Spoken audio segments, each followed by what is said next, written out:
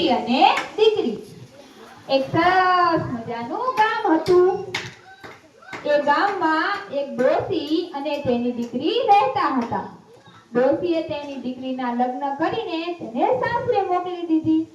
થોડા દિવસો વીતી ગયા પછી ડોશીને તેની દીકરીની યાદ આવવા લાગી. તે તેની દીકરીને મળવા તેના સાસરે જાય છે. રસ્તામાં મોટું જંગલ આવે છે. તેમાં જાત જાતના પ્રાણીઓ રહેતા હોય છે. ડોશી જંગલમાં જાય છે ત્યાં તો તેને રસ્તામાં વાઘ મળે છે. વાઘ કહે છે, એ ડોશી તું ક્યાં જાય છે? તો ડોશી કહે છે કે હું મારી દીકરીને ત્યાં જાઉં છું. વાઘ કહે છે, હું તને ખાઈ જઈશ. તો ડોશી કહે છે કે દીકરીના ઘરે જાવા દે, તાજી માજી ખાવા દે, શેર લોહી જડવા દે, પછી મને ખાજે. તો વાઘ કહે છે, સારું તું તારી દીકરીને ત્યાં જા, તાજી માજી થઈને આવ, પછી હું તને ખાઈશ.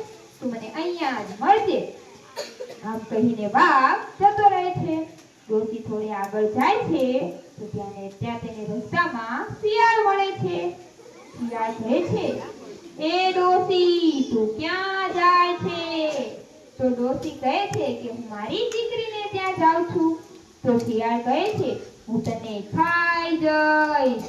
તો ડોશી કહે છે કે દીકરીના ઘરે જાવા દે, તાજી માજી ખાવા દે, શેર લોહી જડવા દે, પછી મને ખાજે.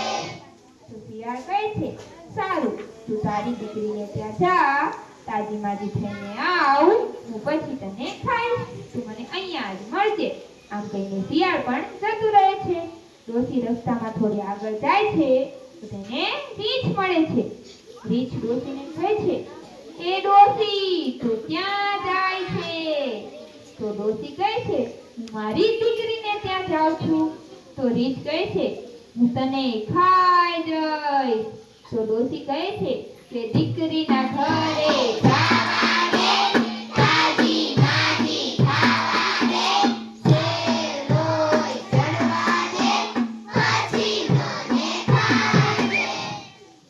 તો રીંછ કહે છે, સારું તું તારી દીકરીને ત્યાં જા, તાજી માજી થઈને આવ, હું પછી તને ખાઈશ. તું મને અહીંયા જ મળજે. આમ કહીને રીંછ પણ જતું રહે છે અને ડોશી જંગલમાંથી દીકરીના ઘરે પહોંચી જાય છે. દીકરી તો રોજ ડોશીને સારું સારું બનાવીને ખવડાવે છે.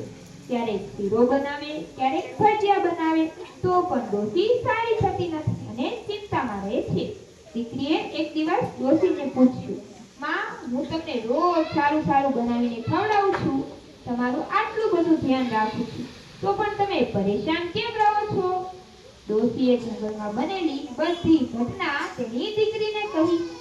દીકરી કહે, માં તમે ચિંતા ના કરશો, મારી પાસે એક સરસ ઉપાય છે. દીકરીએ તો ડોશીને એક ભંભોટિયામાં બેસાડી દીધી અને ભંભોટિયાને માર્યો ધક્કો. ભંભોટિયું તો દોડતું દોડતું જંગલમાં આવી ગયું. તો રસ્તામાં તેને રીંછ મળી. રીંછ કહે, એ ભંભોટિયા તે અહીંથી કોઈ ડોશીને જતી જોઈ છે? ભંભોટિયું કહે, કિસકી ડોશી કિસકા કામ, ચલ ભંભોટિયા બનેગા. આમ કહીને ભંભોટિયું આગળ ચાલવા લાગ્યું. રીંછને અવાજ ઓળખતો લાગ્યો. રીંછ તો ભંભોટિયાની પાછળ પાછળ ચાલવા લાગ્યું. થોડે આગળ ભંભોટિયાને રસ્તામાં શિયાળ મળ્યું.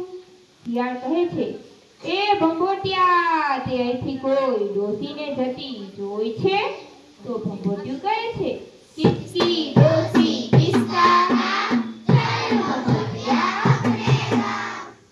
આમ કહીને ભંભોટિયું આગળ ચાલવા લાગ્યું. શિયાળને પણ અવાજ ઓળખીતો લાગ્યો એટલે તે પણ ભંભોટિયાની પાછળ પાછળ ચાલવા લાગ્યું.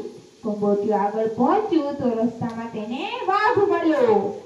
વાઘ કહે છે, એ ભંભોટિયા તે અહીંથી કોઈ ડોશીને જતી જોઈ છે? તો ભંભોટિયું કહે છે, કિસકી ડોશી કિસકા કામ, ચલ ભંભોટિયા બનેગા. આમ કહીને ભંભોટિયું આગળ ચાલવા લાગ્યું. વાઘને પણ અવાજ ઓળખીતો લાગ્યો એટલે વાઘ પણ તેની પાછળ પાછળ ચાલવા લાગ્યો. ભંભોટિયું તો દોડતું દોડતું પોતાના ઘરે પહોંચી ગયું ને ડોસી ભંભોટિયામાંથી બહાર નીકળી. ડોસીએ પાછળ ફરીને જોયું તો વાઘ, શિયાળ અને રીંછ ત્રણેય તેની પાછળ પાછળ આવ્યા હતા.